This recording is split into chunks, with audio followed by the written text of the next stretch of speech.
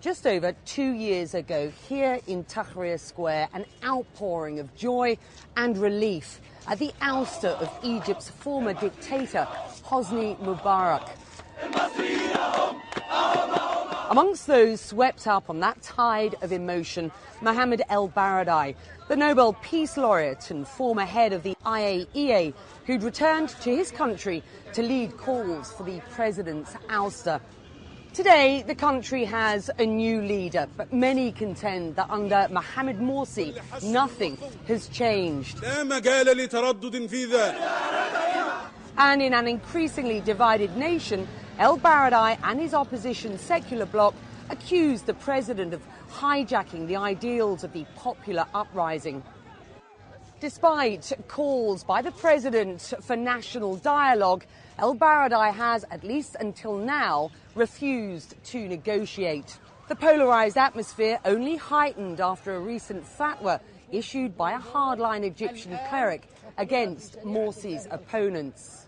So what's next for Egypt and the man who returned to his mother country to lead a revolution?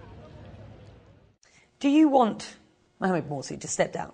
No, not at all. I mean, again, a lot of people out of anger right now. You see a lot of the youth in the street, a lot of the demonstrations saying he failed miserably, and he needs to step down. I think, I'm not of that view. I'm saying we need the country to move forward. It is not a question about a person. It is not really at this stage. But you called him a pharaoh.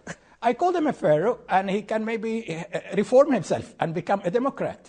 I mean, he still has a chance.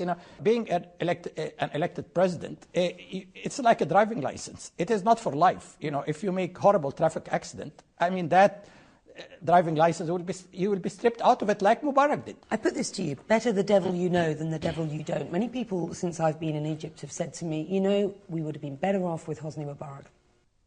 Unfortunately, people will start to reminisce about the time of Hosni Mubarak. I mean, that's how depressed people are. That's how disappointed people are. They were saying, yes, there was a lot of repression. We still have repression. Torture, we still have torture. Lack of economic opportunity, we still don't have it. Lack of social justice, we still don't have it. But at least we have law and order. At least we have 7% growth.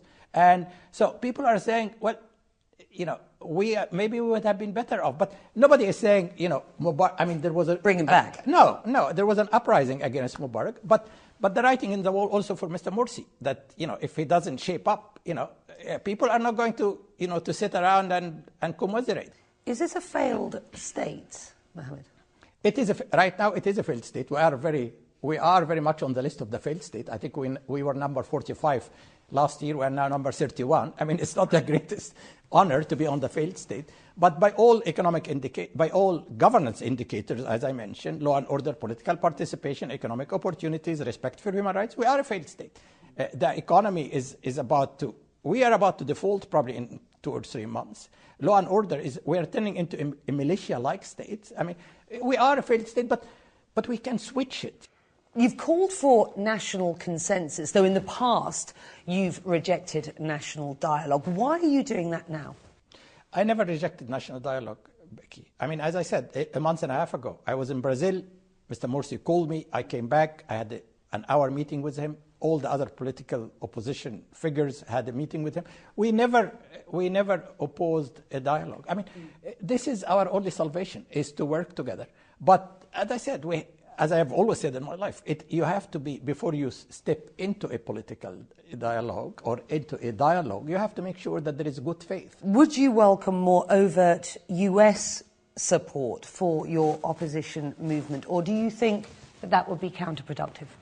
I think it would be counterproductive. I mean, it depends what you mean by support. I expect governments even to stand up and be counted for values they believe in. I mean, when they see a dictatorship, a constitution that it's dictatorial, that botch up balance of power, that impinges on human, freedom of religion, they have to say so. But that's different from interference in our, in how things will be managed here, how we manage the transition, how we manage our own development of political system. How can Egypt secure this IMF loan, what it needs from the outside world? I think we desperately need the IMF loan because I've been talking to the European, to the American, to the Gulf.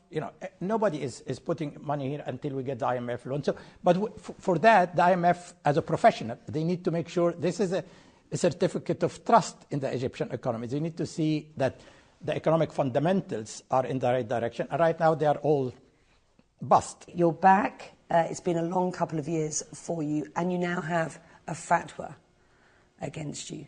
Were you surprised by that? I'm more sad about it because it's... Does it frighten you? It doesn't really frighten me personally, but it frightened my family.